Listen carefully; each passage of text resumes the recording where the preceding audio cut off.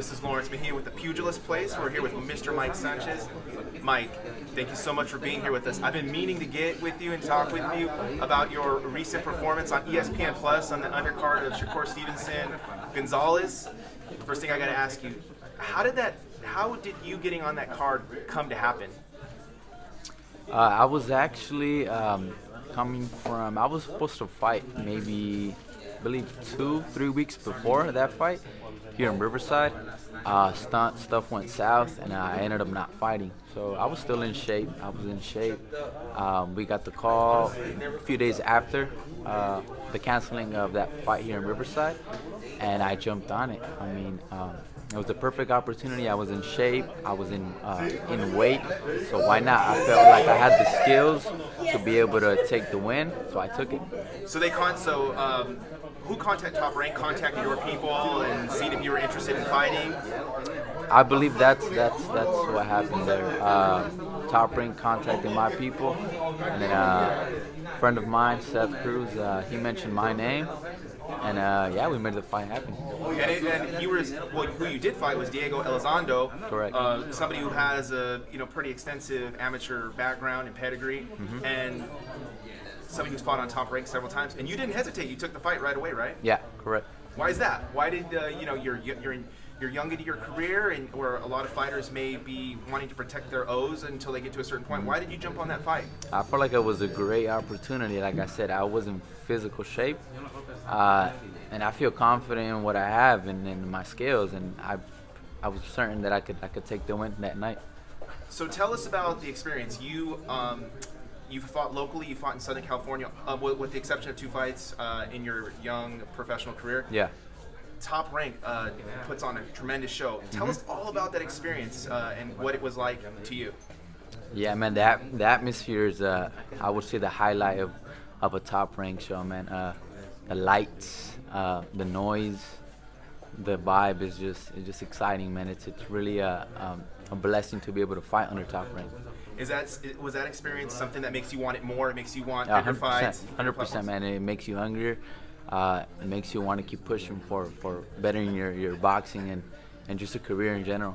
Was there a lot of people that approached you after the fight for pictures? Yeah, I got a thumbs up, knuckle touches, pictures, a few of those. So in that fight, you fought a fighter with a lot of natural advantages, height advantages, reach advantages, extensive background as far as amateur career is concerned. You walked into the fire to fight and beat Elizondo. Tell us what was going through your mind during that fight. I was real confident in what I had for my offense that night. I was real confident. I knew I was going to be the aggressor. I knew, although he was well, let me go back a bit. The fight was scheduled for a 135-pound fight. I am a 130-pound fighter. So I was technically fighting 5 pounds heavier than what I normally aim for. So that being said, well, although the whole weight situation, I do feel that I was the stronger fighter regardless of the weight. So I knew that was going to be to my advantage, and I felt confident in my aggression and my strength. How did you feel putting on that extra 5 pounds? Was it like a lot? Did you feel a lot different? I think I felt stronger actually. I felt I didn't have to kill myself to hit a lower weight. So I feel strong. I feel like I can hold my own in that weight class, which will eventually, in my opinion, would be my weight class as I mature. As you get older in your career. And you're a fighter that doesn't make any excuses. And we were talking earlier, a lot of people don't see the behind the scenes, what goes on with a fighter during fight week or fight day. So you, tell us what happened as far as you going to the location and not being able to eat again. Tell us that story, because it's unique, and I think it's interesting considering that you didn't make any excuses. You're just going there and you handle your business. Yeah, so like I said, this was my biggest fight.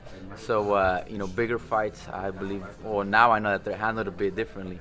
So that morning, the day of the fight, I had breakfast around 10 a.m., hoping to have maybe another meal before I was able to fight. So breakfast at 10 a.m., I checked into the locker rooms around maybe 12, midday, almost 1, with the idea that I could, maybe get another meal in.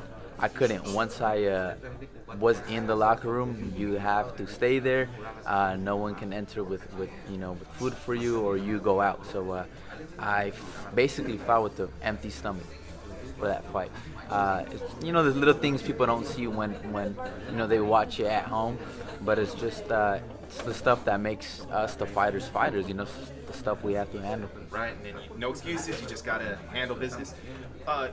There was a lot of effective aggression on your part in that fight, which I think was in large part why you were successful and got the win. What do you think is your greatest strength as a fighter inside the ring?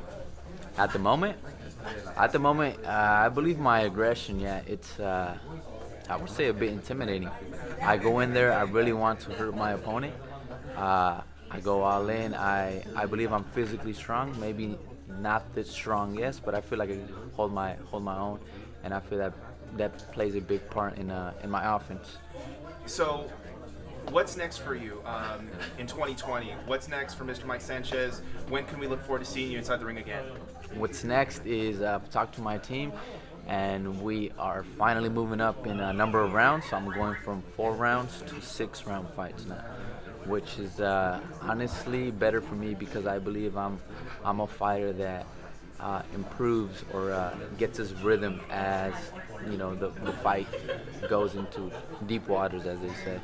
So yeah, more rounds and hopefully a fight within the month of February. In February? Mm-hmm. Do you have any idea, like as far as what venue or any of that information yet? Nothing concrete. I can't say. Okay. No.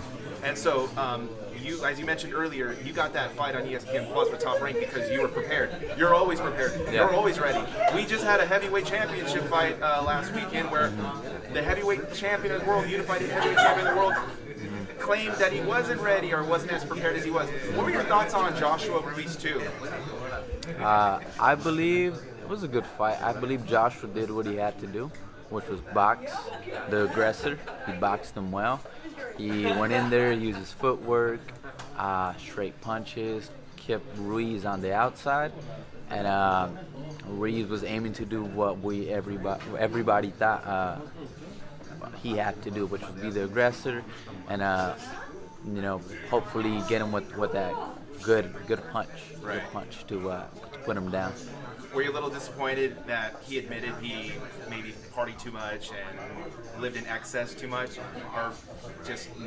I mean, I think it was cool for him to be honest after, but yeah, I'm kind of disappointed because he could have maybe been a bit more focused before the actual event. So, but yeah, I mean, we live and we learn. Hopefully, he can focus, come back hungrier, and give us a better third fight if there is going to be one, which I really believe there will be in the future. Mike, as always, thank you so much for the time. We appreciate it. We look forward to seeing you back in the ring early 2020. Thank you very much. Thank you, guys.